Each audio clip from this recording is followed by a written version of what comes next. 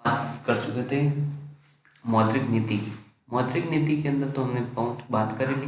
अब हम आगे बात करते हैं आगे की भारतीय बैंकिंग का स्ट्रक्चर क्या है। मौद्रिक नीति के अलावा भारतीय बैंकिंग में क्या क्या चीज़ें हैं वो चीज़ें हम पढ़ने वाले हैं। तो इसके अंदर भारतीय बैंकिंग की संरचना पढ़ेंगे हम।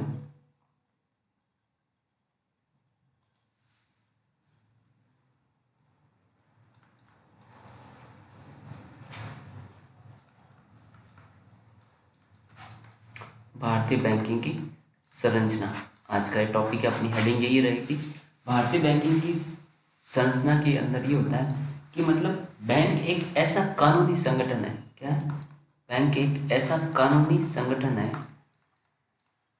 जो क्या करता है, हमारी जमाओं को स्वीकार करता है, जमा मतलब पैसे को स्वीकार करता है, फिर सुरक्षित भी तो रखता है, गारंटी भी लेता है, और जरूरत पड़ने पे क्या कर देता है, वापस उपयोग में लेने के लिए भी देता है। जरूरत पड़ने पर उपयोग के लिए ले सकते हैं। तो ये काम होता है बैंक में। अब इस तरह से बैंक है कितने भारत में? तो भारत में एक बैंक की श्रेणी है जिसका नाम है अनुसूचित बैंक। क्या नाम है? अनुसूचित बैंक, या बोल सकते हो आप शेड्यूल्ड बैंक। अब शेड्यूल्ड बैंक किसको कहते हैं? शेड्यूल्ड बैंक उनको कहते हैं, आरबीआई का एक अधिनियम आया था, आरबीआई का अधिनियम आया था 1934 के अंदर। जो बैंक 1934 के इस अधिनियम में शामिल है उसको किस नाम से जानते हैं? अनुसूचित बैंक। पर इसकी शर्तें क्या थी? पात्रता, कौन कौन इसमें शामिल हो सकता है?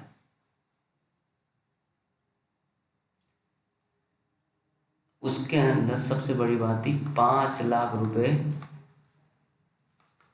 उस टाइम, मतलब 1934 के अंदर 5 लाख रुपए एकत्रित पूंजी कम से कम इतनी होनी चाहिए थी, 5 लाख रुपए,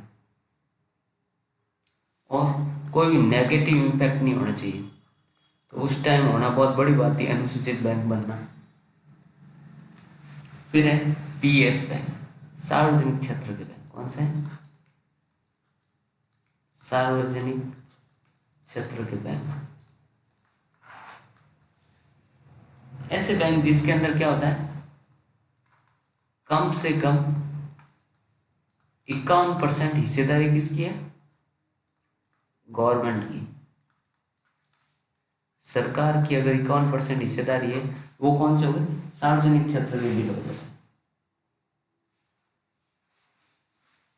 या इसको क्या बोलते हैं? पीएसबी बैंक भी कहा जाता है। वर्तमान में कितने सार्वजनिक क्षेत्र के बैंक हैं? वर्तमान में 12 सार्वजनिक क्षेत्र के बैंक हैं। जो सार्वजनिक क्षेत्र में कौन कौन से होते हैं? फिर बैंकों का एक नाम सुना होगा अपने, बैंकों का राष्ट्रीयकरण। क्या नाम है?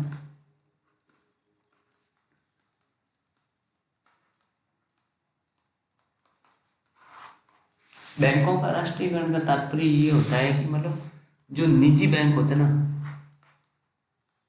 खुद के प्राइवेट बैंक को सार्वजनिक क्षेत्र, निजी बैंक को किस में बदलना? सार्वजनिक क्षेत्र में। मतलब गवर्नमेंट की हिस्सेदारी खरीद लेना, उसमें गवर्नमेंट उसमें हिस्सेदार हो जाता है। तो निजी बैंकों का सार्वजनिक क्षेत्र में बदलना, इसको क्या बोलते हैं? राष्ट्रीयकरण। तो भारत में बैंकों का राष्ट्रीयकरण कितनी बार हुआ है? 2 बार हो चुका है। मतलब प्राइवेट बैंकों को भारत गवर्नमेंट सरकार ने खरीद लिया। एक तो हुआ था, पहला तो हुआ था 1969, इंदिरा गांधी की सरकार थी जब, उस टाइम 14 बैंक थे, छोटे छोटे बैंक थे, उसको भारत सरकार ने खरीद के खुद की गवर्नमेंट बैंक बना ली। फिर 1980 में हुआ, तब भारत ने 6 बैंकों का राष्ट्रीयकरण किया। अब जो 14 बैंक थे, इसका तो ये किया जिसका 50 करोड़ से अधिक पूंजी थी ना, उसको गवर्नमेंट ने खरीद लिया। जबकि 1980 में हुआ ना, तब इसमें ये किया था 100 करोड़ की पूंजी जिसके है उसको गवर्नमेंट ने खरीद लिया। तो सार्वजनिक बैंकों का ये हो गया था बैंकों का राष्ट्रीयकरण। क्या होता? राष्ट्रीयकरण। मतलब निजी बैंकों को गवर्नमेंट ने इसको खरीद लिया, उसकी हिस्सेदारी बढ़ा दी, तो वो क्या हो गया? सार्वजनिक बैंक। निजी बैंकों को सार्वजनिक बैंक में बदलना बैंकों का राष्ट्रीयकरण कहलाता। अभी तक 2 बार ही हुआ, एक तो 1969 में, एक हुआ 1980 में। उसके बाद होता है सार्वजनिक बैंकों का भी विलय हो गया। सार्वजनिक बैंक तो उस टाइम चल रहे थे, अब क्या हो रहा है, सार्वजनिक बैंकों का विलय।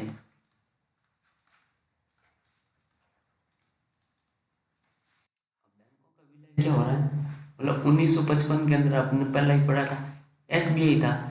एसबीआई के 8 सहायक बैंक थे, हमने पढ़ा भी है पहले, 8 सहायक बैंक थे। इन सब का क्या विलय कर दिया गया और क्या बना दिया, एसबीआई। फिर 1963 में क्या किया था, स्टेट बैंक ऑफ बीकानेर और स्टेट बैंक ऑफ जयपुर दोनों को मिला के एसबीबीजे बना दिया। फिर 1993 के अंदर क्या हुआ, न्यू बैंक ऑफ इंडिया का विलय क्या कर दिया, पंजाब नेशनल बैंक में कर दिया। न्यू बैंक ऑफ इंडिया का विलय किसमें कर दिया, पंजाब नेशनल बैंक में। उसी तरह 2004 के अंदर आईडीबीआई नाम सुना होगा, आईडीबीआई बैंक, इसको वाणिज्यिक बैंक का दर्जा दे दिया। मतलब ये गवर्नमेंट की तरफ से जो फैक्ट्रियाँ वगैरह लेता है ना, उसका दर्जा, कंपनी लगाने के लिए पैसे देने। फिर 2008 के अंदर स्टेट बैंक ऑफ सौराष्ट्र का विलय भी किस में कर दिया, एसबीआई में कर दिया। फिर 2010 के अंदर स्टेट बैंक ऑफ इंदौर था, इसका विलय किसमें, एसबीआई में। इसी तरह 2017 के अंदर क्या हुआ, 5 सहायक बैंक थे, उसका विलय भी एसबीआई में कर दिया।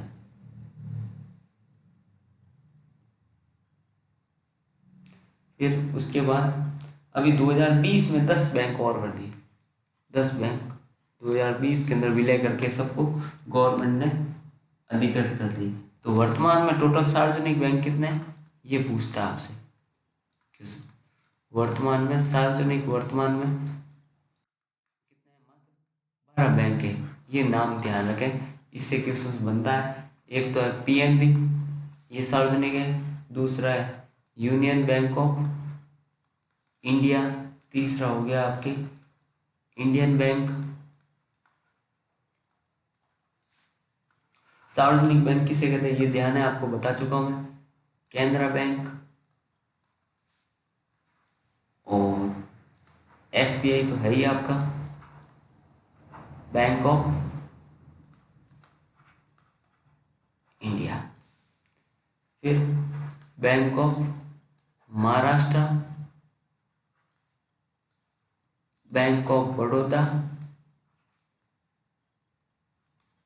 इंडियन ओवरसीज बैंक,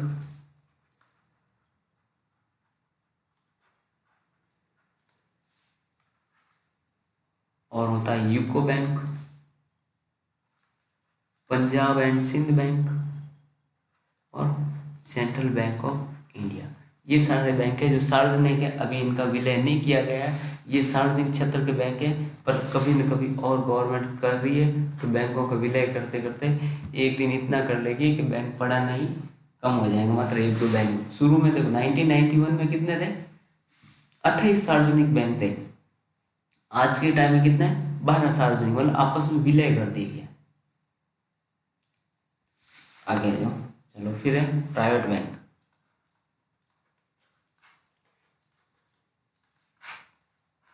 ये तो हमने पढ़े थे। सार्वजनिक क्षेत्र के बैंक कितने हैं, और सार्वजनिक क्षेत्र में बैंक के लिए होने के लिए क्या करना पड़ता है, गवर्नमेंट को 51% की हिस्सेदारी देनी पड़ती है। और निजी बैंक क्या होता है, निजी बैंक में कम से कम 51% की हिस्सेदारी किसकी होती है, निजी खुद की होती है, निजी क्षेत्र की। और ये बनाया था 1991 में नरसिम्हन राव समिति की सिफारिश पर।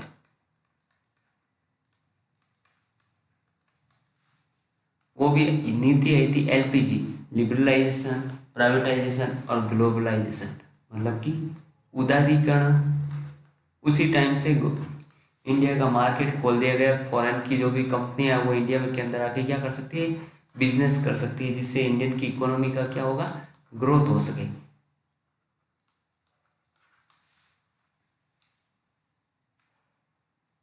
तो इस तरह टोटल वर्तमान में कितने बैंक है, 22 निजी क्षेत्र के बैंक है, प्राइवेट बैंक है।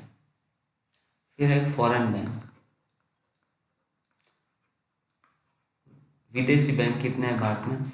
विदेशी बैंकों का जिनका मुख्यालय विदेश में होता है, विदेशी बैंक का इनका हेडक्वार्टर कहाँ होता है, विदेश में, बट इनकी ब्रांच कहाँ है, इंडिया के अंदर भी होती है। बट इसका खोलने का रीजन, इसकी जो 51% तो सदस्यता होती है ना, हिस्सेदारी होती है, वो किसकी होती है, विदेशों की होती है, इसीलिए वो विदेशी कहलाते हैं। तो वर्तमान में 46 विदेशी बैंक है इंडिया, ये भी ध्यान रखें आपसे। फिर है पेमेंट बैंक, नाम सुना है ना, पेटीएम पेमेंट बैंक। तो इस तरह के पेमेंट बैंक कौन से होते हैं वो पढ़ते हैं। पेमेंट बैंक इसकी सिफारिश किसने दी थी, नचिकेता मोर समिति ने, नचिकेता मोर समिति। ये आपसे क्वेश्चन पूछ सकता है, पेमेंट बैंक की सिफारिश किसने दी, नचिकेता मोर समिति ने। और कब से, 2015 में इसकी सूचना जारी की गई थी। और सबसे पहला है पेमेंट बैंक तथा स्मॉल फाइनेंस बैंक की अधिसूचना जारी की गई थी। और इसके अंदर ये कहा गया था जिसका 100 करोड़ का टर्नओवर है, आधार पूंजी है, उसको इस पेटीएम पेमेंट बैंक की श्रेणी में लिया जाएगा, 100 करोड़ आधार होना चाहिए। और इसका उद्देश्य क्या है, लघु बचत खाता खोलना। क्या होता है, छोटे छोटे बचत खाता, मतलब खुद के पेटीएम पेमेंट बैंक हो गया, भुगतान के लिए हो सकता है, या जैसे छोटे मजदूर हो गए, या वंचित वर्ग के जिसको बैंक का अभी तक लाभ भी नहीं मिला, उन लोगों के लिए ये सही होता है। और इनके कार्य क्या है, पेटीएम पेमेंट बैंक का 2 लाख तक की जमा स्वीकार करना, ये 2 लाख रुपए ले जमा करवा सकता है आप इसमें। डेबिट कार्ड जारी करना मिलता ही है इसमें।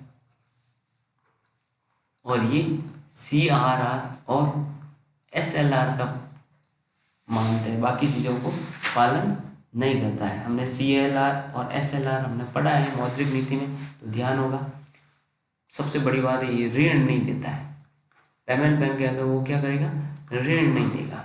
दूसरा, ये क्रेडिट कार्ड भी नहीं देता है।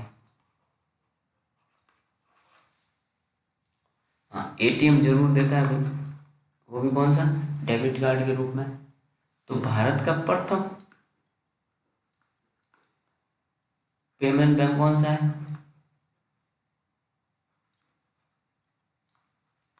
Airtel payment bank. क्या नाम है, एयरटेल पेमेंट बैंक। और वर्तमान में कितने हो गए, 6। वर्तमान में इसकी संख्या 6 पेमेंट बैंक है। जैसे एयरटेल, कौन कौन से देखो, एयरटेल पेमेंट बैंक, दूसरा India post payment bank, Fino payment bank, Paytm payment bank, NSDL और जियो पेटीएम पेमेंट बैंक। तो ये सारे पेमेंट बैंक की श्रेणियां भी है।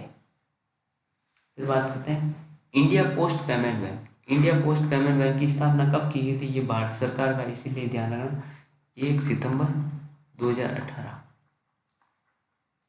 इंडिया पोस्ट पेमेंट बैंक की शुरुआत ये भारत के डाकघर द्वारा है।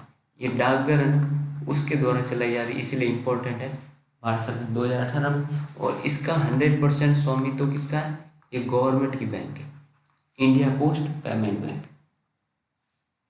और ये डोर स्टेप भी, घर पे आके आपके खाता खोल देगी, डोर स्टेप बैंकिंग, तो ये ध्यान रखें। फिर है लघु वित्त बैंक, कौन सा है, लघु वित्त बैंक। लघु वित्त बैंक के अंदर क्या होता है, ये भी 2015 के अंदर से ही बनने शुरू है, उससे पहले नहीं थे। और इसकी सिफारिश दी थी उषा थरोट समिति ने। इसके लिए जरूरी है कम से कम 10 वर्ष का बैंकिंग अनुभव होना चाहिए, तब जाकर वो बैंक बनेगा। और आधार वर्ष इसके लिए 200 करोड़ की पूंजी होनी चाहिए लघु वित्त के लिए। ये शाखाएं अपना एटीएम खोल सकती है और कुछ नहीं कर सकती। इसके अलावा डेबिट कार्ड मिलेगा, क्रेडिट कार्ड मिलेगा और लोन भी दे सकती है। वर्तमान में टोटल 12 ऐसे स्मॉल फाइनेंस बैंकिंग है। क्या बोलता है इसको? Small finance banking. कौन कौन सी है देखो, जैसे नाम सुना हो, AU small finance bank, Fincare जो छोटे छोटे ना मोबाइल ऐप से आपको लोन मिल जाएगा, फिनकेयर, सूर्योदय, उत्कर्ष फाइनेंस बैंक, उज्ज्वल फाइनेंस बैंक। तो सबसे लेटेस्ट वाला कौन सा वो पूछते हैं, नया है, जिसका नाम है यूनिटी स्मॉल फाइनेंस बैंक। ये ध्यान रखें, ये नवीनतम लघु वित्त बैंक है। फिर है क्षेत्रीय ग्रामीण बैंक, क्या नाम है? RRB, क्षेत्रीय ग्रामीण बैंक। इसकी किसने दी थी सिफारिश? ये नरसिम्हन समिति के सिफारिश पे, नरसिम्हन वर्किंग ग्रुप की सिफारिश पर इसको बनाया गया। और ये कब बनी थी? 2 अक्टूबर 1975 से इसकी शुरुआत की गई थी। इसका उद्देश्य था ग्रामीण क्षेत्र में बैंकों का बढ़ावा देना, ग्रामीण क्षेत्र में बैंकों का विकास। और की स्थापना 1976 से शुरू हुई है।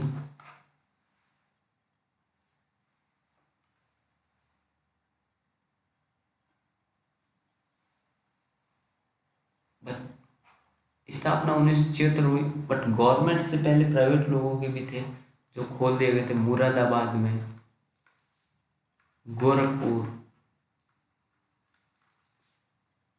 जयपुर। रूरल बैंक होते हैं ना जो आपके जैसे RSSM के भिवानी, जैसे राजस्थान मरुधरा ग्रामीण बैंक लिखा होगा, नाम सुना होगा आपने। तो इस तरह के बैंक है। इसमें ओनली 49% तक की ही सीमा गवर्नमेंट की रहती है। तो राजस्थान का पहला कहाँ है ये पूछ लेगा। राजस्थान का फर्स्ट RRB बैंक है वो नागौर आंचलिक ग्रामीण बैंक है। क्या नाम है? नागौर आंचलिक ग्रामीण बैंक है। और वो भी 1987 के अंदर इसका क्या हो जाता है? विलय हो गया। और वर्तमान में राजस्थान में कितने बैंक है? वर्तमान में राजस्थान के RRB के तहत 2 बैंक है। पहला तो है बड़ौदा ग्रामीण बैंक, ये ध्यान रखें आप, बड़ौदा ग्रामीण। और दूसरा नाम है उसका नाम है राजस्थान मरुद्रा ग्रामीण बैंक। ग्रामीण इलाके में पहले इसी के खाते होते हैं, आज भी मिल जाएंगे आपको। फिर है लोकल एरिया बैंक, क्या नाम है? Local area bank. घबराए नहीं, जिस दिन एग्जाम में क्वेश्चंस आएंगे तब समझ आएगा वास्तविकता में पढ़ा है जो क्या है, तो आप पढ़ते रहना साथ साथ। 1976 के अंदर बजट में इसकी घोषणा की गई थी, तब से बना दिए गए। और ये शहरी और ग्रामीण दोनों क्षेत्रों के लिए लागू है। शहरी में कौन से शहरी? अर्ध शहरी, थोड़े कम विकसित। और इसकी खासियत है एक जिले में एक ही शहरी बैंक शाखा खोल सकता है। और ये वाणिज्यिक बैंक है, इनको अनुसूचित बैंक का दर्जा नहीं मिलता है। वर्तमान में ओनली 3 वाणिज्यिक लोकल बैंक है। एक तो है कोस्टल बैंक ऑफ आंध्रा, दूसरा नाम है सुभद्रा बैंक और तीसरा नाम है कृष्णा बैंक।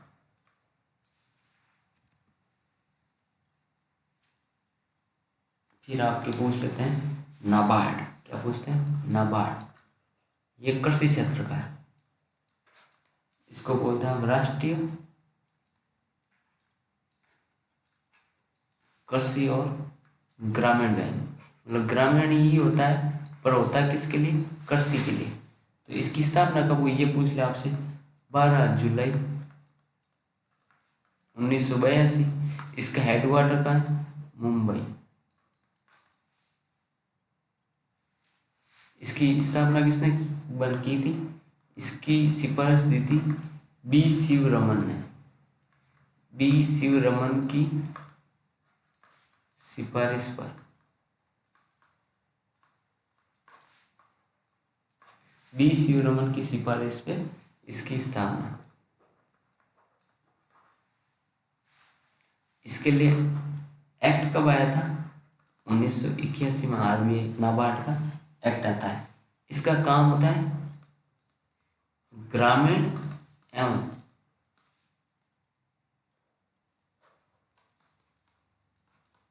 कृषि क्षेत्र के विकास के लिए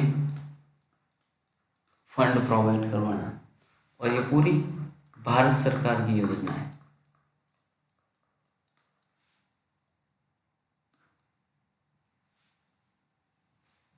तो नाबार्ड समझ गए। फिर है एक्जिम बैंक। कौन सी बैंक है? एक्जिम बैंक। एक्जिम मतलब एक्सपोर्ट इंपोर्ट का बैंक। इसकी स्थापना कब हुई थी आपके?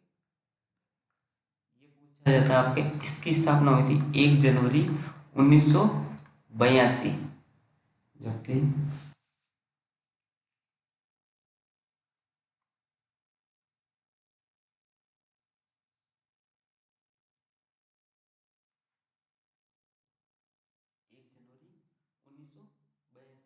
इसका हेडक्वार्टर कहाँ है? मुंबई। इसका कार्य होता है आयात निर्यात की गतिविधियों पर, आयात और निर्यात की गतिविधियों को प्रोत्साहित करना।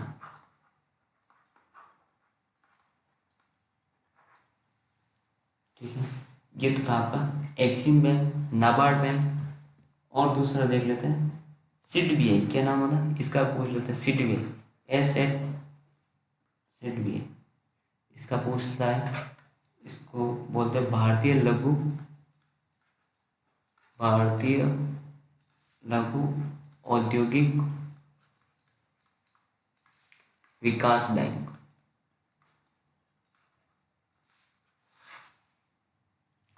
इसकी स्थापना 1990। मुख्यालय इसका एकमात्र एक ऐसा बैंक जिसका मुख्यालय का है लखनऊ में, बाकी सबको इधर उधर भेज रखा है। इसकी स्थापना किस संस्थाओं को मिला के हुआ है? एसबीआई, एलआईसी, आईडीबीआई, इन तीनों ने मिलकर इसकी स्थापना की है। इसका काम होता है वित्तीय सहायता प्रदान करना। क्या करना? वित्तीय सहायता प्रदान करना। फिर होता है वित्तीय समावेशन। क्या नाम है? वित्तीय समावेशन। अब वित्तीय समावेशन क्या होता है? वित्तीय समावेशन का मतलब ये होता है कि सभी लोगों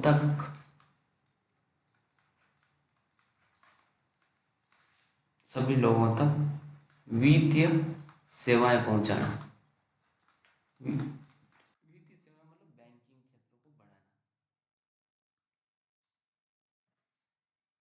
बैंकिंग सेक्टर को आगे प्रोत्साहित, जैसे कि रिमोट लोकेशन हो गई, ग्रामीण एरिया, उसमें आगे बढ़ाना है।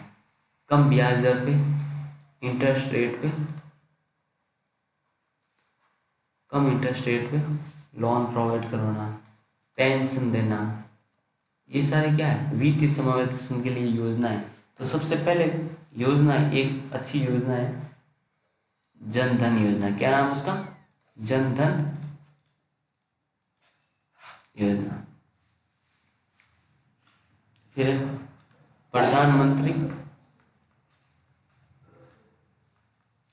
किसान निधि योजना, प्रधानमंत्री जीवन ज्योति योजना, पीएम सुरक्षा बीमा योजना, अटल पेंशन, प्रधानमंत्री वय वंदना योजना,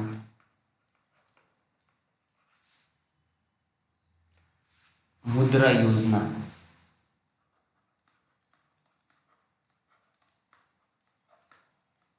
ये आपसे क्वेश्चन पूछे जाते हैं योजनाओं के बारे में, वो आपको मैं कवर करवाऊंगा।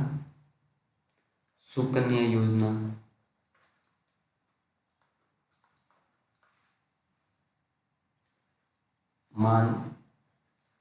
मानधन योजना, प्रधानमंत्री श्रम योगी योजना। ये सारी योजनाएं किसके रिलेटेड है? फाइनेंशियल इंक्लूजन रिलेटेड है। तो ये सारी योजनाएं हम करेंगे। और उसके अलावा भी बैंकिंग से संबंधित कौन कौन सी समितियां बनी थी, उसके लिए भी हम चर्चा करेंगे।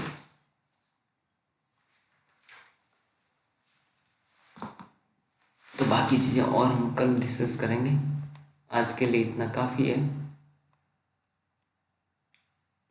कल ये सारी योजना कौन कौन सी है, कब कब लागू हुई, इसके बारे में क्या क्या बात हुई, वो सारी चीज़ें हम पढ़ेंगे। तो ये था आज का अपना सेशन। लाइक करें, शेयर करें, और कोई भी दिक्कत हो तो आप कमेंट करके बताएं। हम आपका जल्दी से जल्दी उस चीज़ों को प्रोवाइड करवाने की कोशिश करेंगे। Thank you.